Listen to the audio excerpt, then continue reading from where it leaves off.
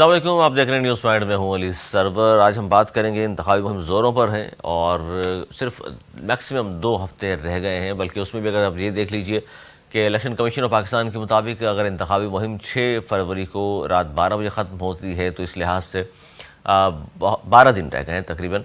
और तमाम सियासी जमातें सरतोड़ कोशिशें कर रही हैं अपना वोट बैंक बढ़ाने की, लोगों को कायल करने की कि जनाब हमें आप वोट दीजिएगा। गो कि नून लीग बहुत ज़्यादा एक्टिव नहीं थी, अब जल्द से ज़रूर उन्होंने शुरू की हैं, लेकिन पाकिस्तान पीपल्स पार्टी शुरू से बड़ी मुनज़्ज़म मुहिम चला रही है। और बिलावल भुट्टो ज़रदारी साहब ने जो गुफ्तगू की वो बड़ी अहम है। और एक तो उन्होंने ये कहा है आज भी कि नून लीग के कारकुनान भी तीर को वोट दें, यानी बिलावल भुट्टो को वज़ीर आज़म बनवाएँ। और उन्होंने नवाज़ शरीफ को आज भी हदफ तनकीद बनाया और उन्होंने कहा कि मियाँ नवाज़ शरीफ साहब जो हैं वो चौथी मरतबा बैकडोर के ज़रिए वज़ीर आज़म बनना चाहते हैं और 3 बार वज़ीर आज़म रहे हैं, तो उन्होंने ऐसा क्या किया है कि चौथी बार वज़ीर आज़म बने।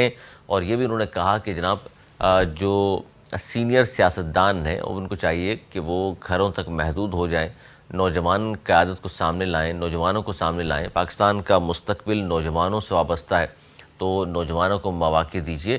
क्यों हर बार ये छठी, 7वीं, 8वीं, 10वीं बार असम्बली में लोग पहुँचना चाहते हैं।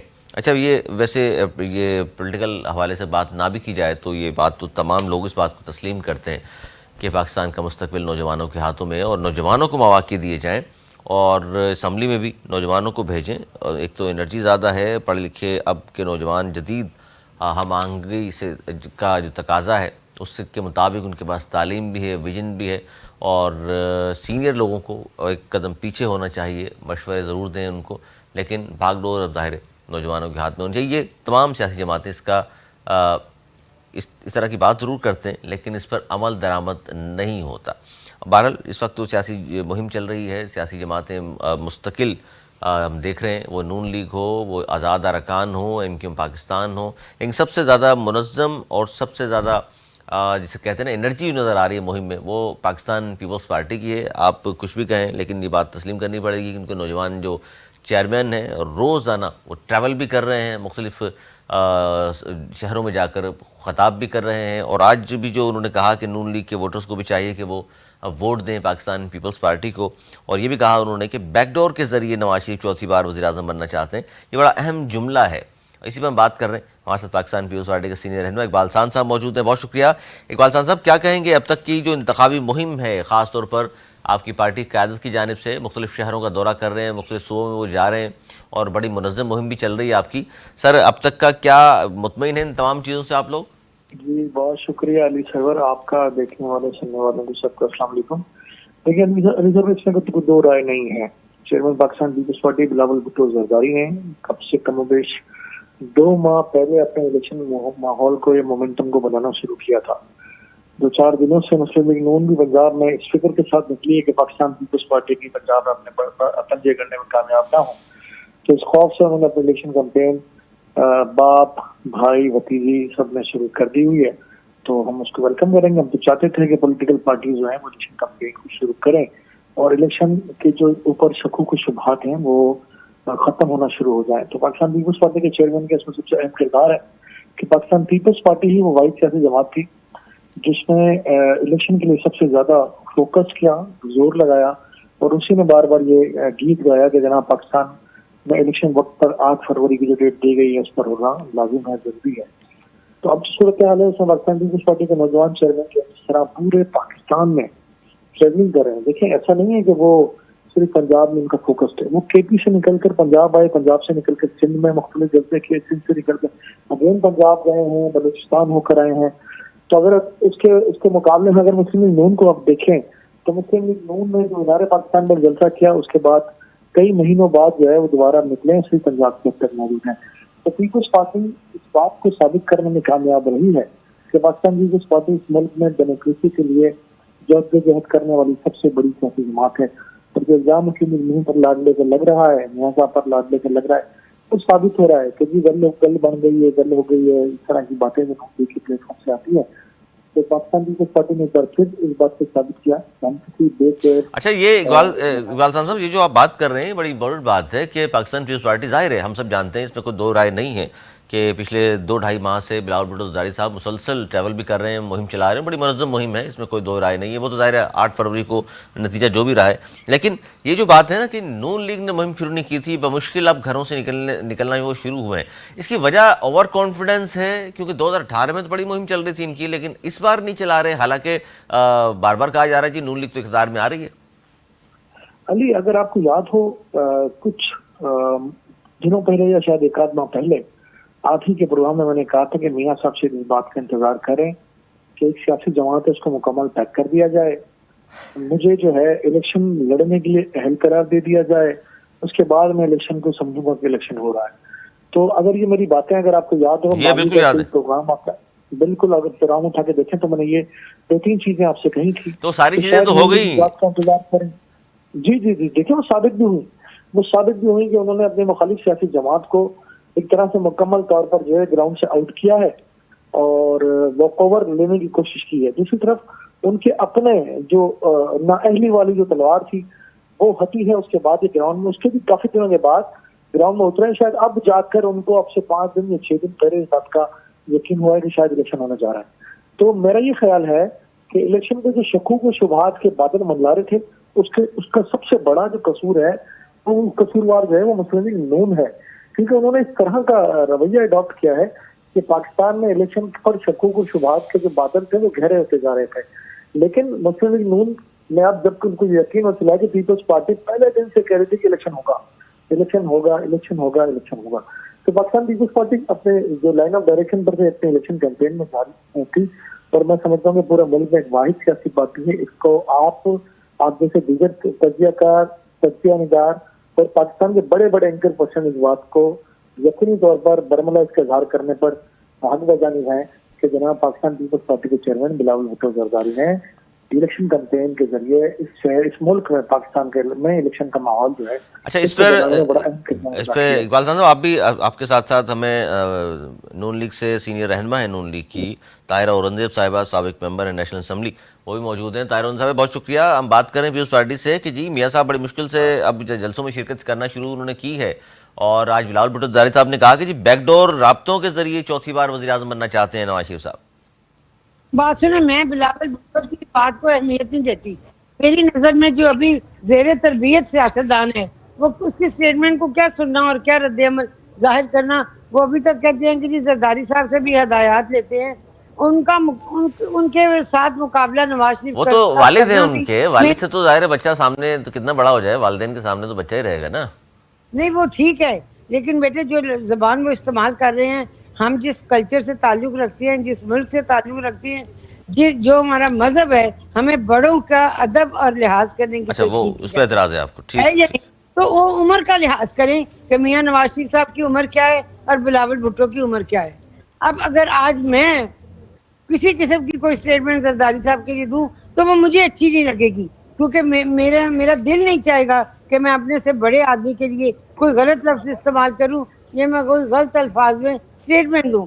उन्हें कम से कम ये लिहाज होना चाहिए कि मोहम्मद नवाज शरीफ साहब मुल्क के 3 मरतबा वज़ीर आज़म रह चुके हैं, और अगर बैकडोर उनके राब्ते हैं तो इतने बड़े बड़े इज्तिमा और जलसे और वो क्यों निकाल रही हैं रैलियां। ननकाना साहब का जलसा आपने देखा होगा, उससे पहले भी जलसे देखे होंगे। जिनके बैकडोर राब्ते होते हैं वो घरों से नहीं निकलते, वो चोर दरवाजों से आते हैं और चोर दरवाजों से अडियाला जेल पहुंच जाते हैं, जैसा कि पिछली कमर में हुआ। आप ये देखें कि बिलावल भुट्टो साहब लफ्ज बोलते हैं क्या, मैं तीर से शेर का शिकार करूंगा, शेर जब आएगा खून चूसेगा, नफरत की सियासत नवाज शरीफ करेगा। बात सुने, नफरत तो वो खुद बीज बो रहा है। लाहौर में वो आया है, जब से वो पंजाब में जलसे कर रहा है यही बात कह रहे हैं, हम किसी के साथ नफरत की सियासत नहीं करेंगे। तो ये क्या नफरत की सियासत नहीं है जो वो शेर के लिए या शेर की क़यादत के लिए अल्फाज इस्तेमाल करते हैं? आप मुझे बताएं। ये मैं बिल्कुल मैं इससे जवाब ले लेता हूं। नवाज शरीफ नहीं, वही नवाज शरीफ और वही मुस्लिम लीग नून की हुकूमत, जिसमें 16 महीने वो वजीर खारजा रहे हैं। खुद इंसान सोचता है कि जिस गवर्नमेंट का मैं पीडीएम में हिस्सा रहा हूँ, वो गवर्नमेंट का जो प्राइम मिनिस्टर था वो भी तो नवाज शरीफ साहब के भाई थे या नहीं? शहबाज शरीफ साहब वज़ीर आज़म थे जी पाकिस्तान के। और इकबाल साहब तो ये जो उन्हीं की कैबिनेट में वजीर खारजा था, और आज वो तहजीब, वो कह रही है तहजीब जरूर मलूज़ खाते रखें। देखा मियां नवाज शरीफ ने पहला जलसा किया यादगार पाकिस्तान, क्या उन्होंने कहा कि मैं कोई इंतकाम लूंगा?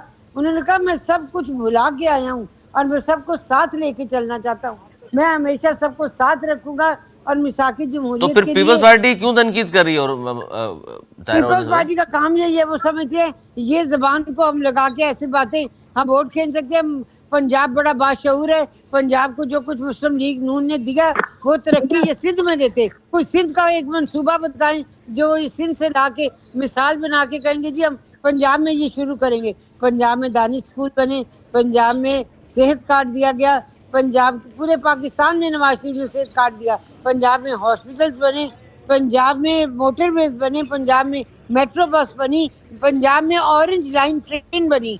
आपके सामने वो सब कुछ मंसूबे हैं जो किए गए और पंजाब के अंदर ही वो बातें करते हैं। मैं हैरान हूँ सिंध में इन्होंने क्या किया। नहीं, लेकिन वज़ीर-ए-आज़म तो साफ पानी नहीं मिलता, ताहिर साहब, वज़ीर-ए-आज़म में अपने घरों में डालते हैं 3 और बार पानी वज़ीर-ए-आज़म पीते हैं। सिंध में क्या किया पीपल्स पार्टी ने? वो सिर्फ इस वक्त ये देख रहे हैं कि हम किसी तरह पंजाब को ठग लें। पंजाब वाले ठगे नहीं जाते, पंजाब वाले बड़े बाशऊर हैं, वो अपने वोट का इस्तेमाल शेर के निशान पर इस्तेमाल करेंगे और इंशाअल्लाह ताला वो सब कुछ मंसूबे पूरे करेंगे जो मोहम्मद नवाज शरीफ का विजन है, जो बेरोजगारी के खात्मे के लिए, महंगाई के खात्मे के लिए वो करना चाहते हैं। मोहम्मद नवाज शरीफ हर जलसे में बता रहे हैं, शहबाज शरीफ साहब हर जलसे में बता रहे हैं, कल भी उन्होंने अहमदपुर शर्किया में यूथ के लिए प्रोग्राम बताए हैं कि हम नौजवानों को किस तरह से फैसिलिटेट करेंगे और ये नौजवान जो पाकिस्तान का आने वाला मुस्तकबिल है किस तरह से मुल्क को तरक्की की शाहराह पे गामजन करेगा। बिलावल भुट्टो की क्या अहमियत है? मैं तो उसकी किसी बात को नहीं, बड़ी पार्टी के चेयरमैन है, अब ये तो ना कहें कि अहमियत नहीं वो है। ऐसे ही बोलते रहते हैं बिला मकसद। अच्छा, ये जो आपने जितनी बातें की हैं, मियाँ साहब ने 3 बार वज़ीर-ए-आज़म बनने के बाद ये सारे काम किए, लेकिन सारे काम आप पंजाब के गिनवा रही हैं। मैं तो बात कर रहा हूँ वज़ीर-ए-आज़म तो पूरे पाकिस्तान का होता है। देखें उन्होंने कराची से खैबर तक सबसे पहले अमन कायम किया। कितनी दहशतगर्दी थी जब मुस्लिम लीग नून की हुकूमत आई और 2017 में जब मियाँ साहब को अलग किया गया तो आप मुझे बताएं कराची की रोशनियां वापस आई, कराची से खैबर तक अमन कायम हुआ, पुलिस और रेंजर्स को ऑन बोर्ड लिया गया, दहशतगर्दी का खात्मा किया। ये मोहम्मद नवाज शरीफ का पहला काम था जो पाकिस्तान के लिए हुआ। फिर वो सी पैक लेके आए चाइना से मुल्क की बेरोजगारी के खात्मे के लिए। ये क्या सिर्फ पंजाब लाहौर के लिए था? उन्होंने पूरे पाकिस्तान में सी पैक को पूरे पाकिस्तान को शामिल किया सी पैक के अंदर। उसके बाद मोहम्मद नवाज शरीफ साहब ने मोटरवेज बनाई, जहां वो मोटरवेज छोड़ के गए आज तक वहां किसी ने 1 इंच सड़क नहीं बनाई। फिर हमारी दोबारा गवर्नमेंट आई तो मोटरवेज की हमने रिपेयर की, उसकी मेंटेनेंस भी नहीं की गई। इतने साल जब मोहम्मद नवाज शरीफ साहब ने मोटरवे बनाया तो उसकी मेंटेनेंस तो हो सकती थी, किसी आने वाली हुकूमत ने वो मेंटेनेंस भी नहीं की। फिर जब वज़ीर-ए-आज़म मोहम्मद नवाज शरीफ बने फिर उसकी मेंटेनेंस शुरू की गई।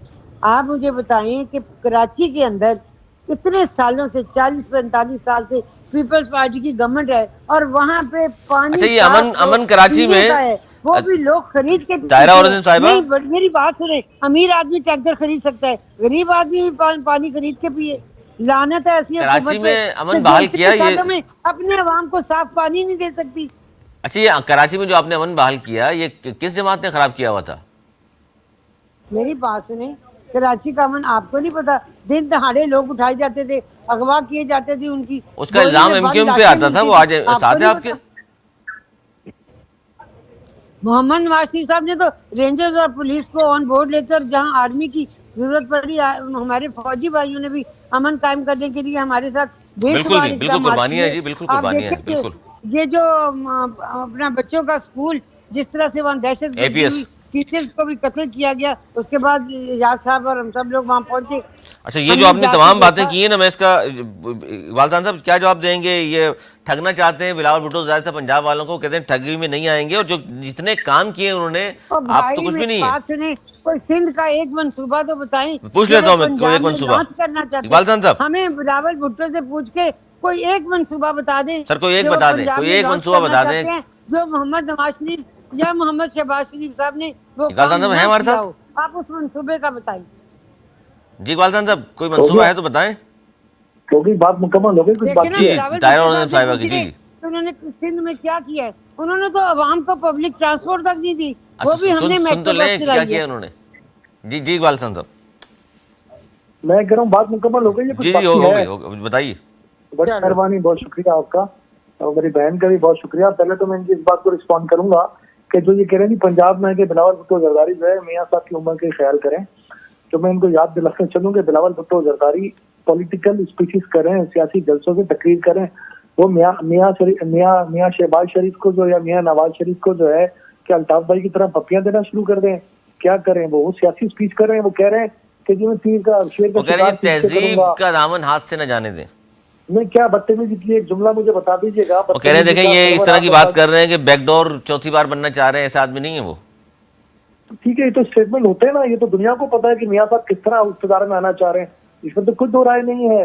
जिस तरह ये लंदन से रवाना हुए, लंदन में जो अपना बयानिया था ये दफन करके लंदन में आए और यहाँ से फिर इन्होंने हिंदी शुरू की, तो फिर इनकी रस्सी को खींच लिया गया, फिर इन्होंने कहा जी मैं अल्लाह की तरफ छोड़ता हूँ। तो ये बातें ना करें मुस्लिम लीग उनके दोस्त।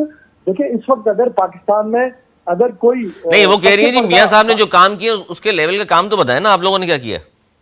मुझे एक बात बताएं, मियाँ साहब पाकिस्तान के वजीर आजम थे, पंजाब के वजीर आजम थे?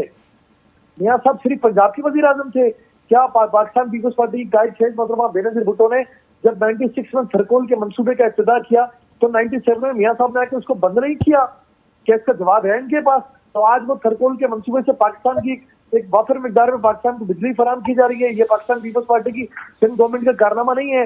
पाकिस्तान पीपल्स पार्टी ने जो सेहत के शोबे में पूरे सूबे के अंदर कारनामे अंजाम दिए हैं कि पूरे पाकिस्तान के मुकाबले में सूबा सिंध में अली सरवर, मैं आपसे कहता हूँ म्यूचुअल तज्जिया करें कि सेहत के शोबे में सूबा सिंध के मुकाबले में किसी सूबे ने काम किया है?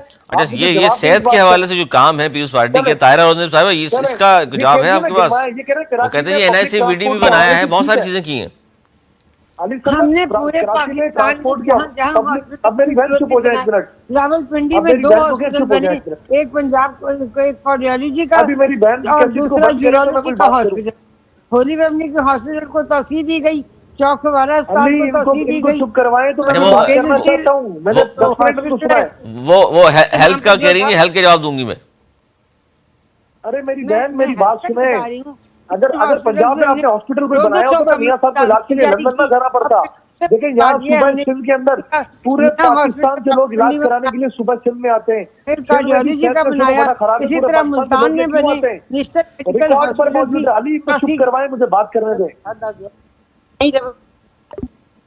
जी इकबाल साहब, मैं इनकी पूरी गुफ्तगू में फजूल गुफ्तगू में एक जुमला मैंने नहीं कहा है।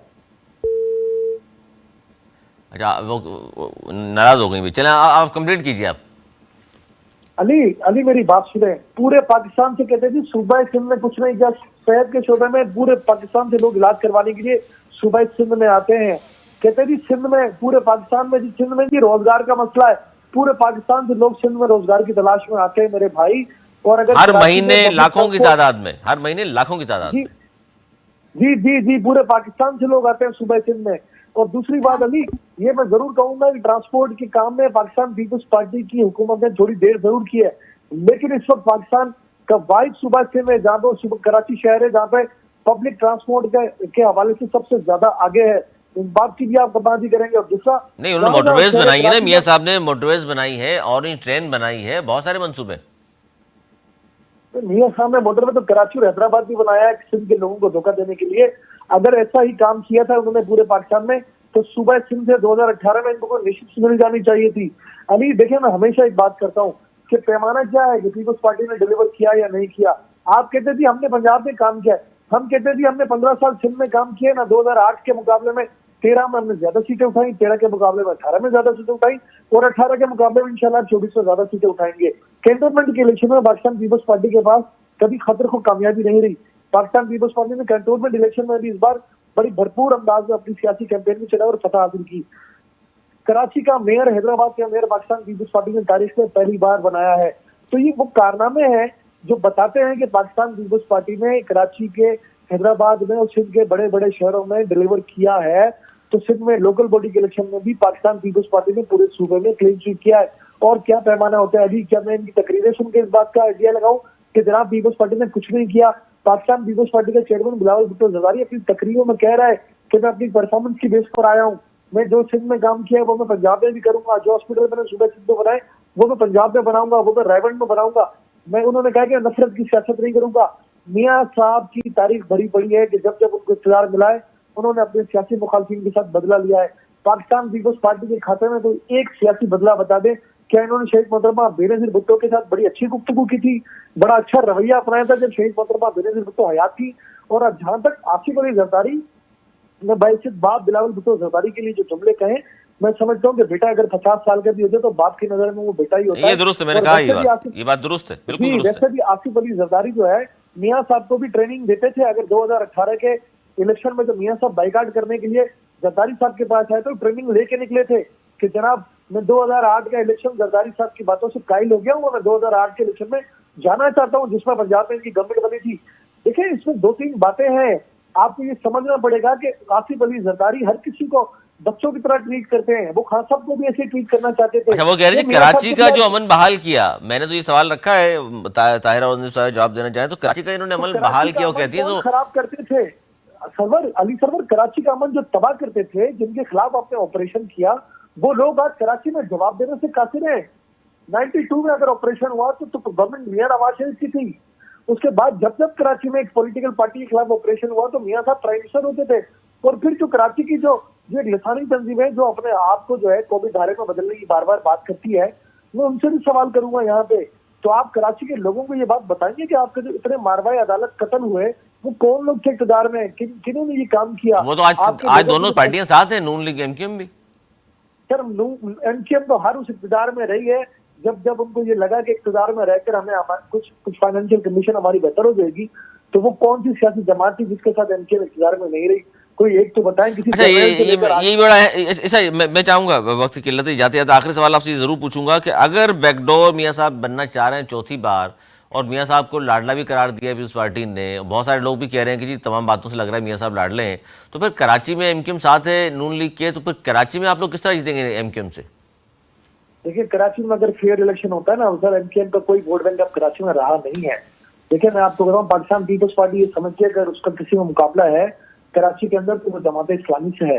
एमक्यूएम का आप ग्राउंड रियलिटी यही है कि एमक्यूएम का स्टेक इसलिए नहीं है कि एमक्यूएम के ऊपर पीएसपी का कब्जा है, और पीएसपी जो है वो मुस्तफा कमाल की पार्टी थी। मुस्तफा कमाल किन के चहीते हैं, मुस्तफा कमाल को क्यों वहां भेजा गया है? एमक्यूएम के अंदर जो इंतशार की कैफियत है, एमक्यूएम तकसीम दर तकसीम होती जा रही है। विद इन द एमक्यूएम बहुत इतने ग्रुप्स बन गए हैं कि एक तरफ पीएसपी के कैंडिडेट एमक्यूएम के निशान पर लड़ रहे हैं और एक तरफ एमक्यूएम के कैंडिडेट एमक्यूएम के निशान पर लड़ रहे हैं। तो पीएसपी ने जो अपने कैंडिडेट दिए थे, पीएसपी ने उनको टिकट दिलवा दिए, उनको इलेक्शन में उतार भी दिया और उनके लिए कैंपेन भी चला रहे हैं। लेकिन वहीं पर एमक्यूएम के कारकुनान जो है उन पीएसपी के उम्मीदवारों के लिए काम नहीं कर रहे, जिसमें मैं आपको मेमार सेक्टर के आपको पूरी टीम बताऊंगा जिन्होंने 2 दिन पहले पाकिस्तान पीपल्स पार्टी में शमूलियत करके सिर्फ इस बेस पर कि जनाब चूंकि एमक्यूएम रही नहीं, अब ये पीएसपी के हाथों यरकमाल है। बहुत शुक्रिया, बहुत शुक्रिया, बहुत शुक्रिया आपका इकबाल खान साहब, बहुत शुक्रिया आपका ताहिरा साहब, आपका बहुत शुक्रिया। ये था हमारा आज का प्रोग्राम है। गुफ्तगू आपने सुनी क्योंकि जाहिर है अब तनतेज़ जुमलों का तबादला भी है, और ये इसलिए है कि अब इंतखाबात बहुत करीब हैं, लेकिन पाकिस्तान पीपल्स पार्टी ने एक लाइन खींच दी है अपने और नून लीग के दरमियान, क्योंकि पीडीएम में दोनों साथ थे, लेकिन अब बिलावल भुट्टो ज़रदारी साहब आगे बढ़ कर मुसलसल तनकीद कर रहे हैं नून लीग पर, न सिर्फ बल्कि मियां साहब को हर से तनकीद उन्होंने बनाया हुआ, क्योंकि इस इलेक्शन में 2 ही पार्टीज आमने सामने हैं, यानी कि पीपल्स पार्टी और नून लीग। उससे पहले मोहतरमा के दौर में भी 2 ही पार्टी आमने सामने हुआ करती थी। अब फिर वही सिस्टम, क्योंकि ज़ाहिर है पीटीआई नहीं है, बल्कि इंतखाबी निशान लेने के बाद उनकी एक कानूनी हैसियत भी अब मुतनाज़ सी है, और उस पर भी ज़ाहिर बहुत ज़्यादा लोग बात भी कर रहे हैं कि जी इंतखाबात के बाद आज़ाद लोग शामिल हो भी सकेंगे, नहीं हो सकेंगे, अलग टॉपिक है, लेकिन इस पर भी हम बात करेंगे। लेकिन आज की जो गुफ्तगू है वो यही है कि मुसलसल गुफ्तगू इसी बात पर हो रही है कि जनाब 8 फरवरी को इलेक्शन तो होंगे इंशाअल्लाह, तो कौन सी पार्टी जीतेगी, मंशूर किस पार्टी का बेहतर है, लोगों का अट्रैक्ट किस पार्टी का मंशूर करेगा, किस हद तक लोग जितने भी रहनुमा हैं कामयाबी के जो दावे कर रहे हैं, किस हद तक अपना एतमाद हासिल कर सकेंगे लोगों का, यह आने वाला वक्त बताएगा। अगले प्रोग्राम तक के लिए मुझे मेरी टीम को दी इजाज़त।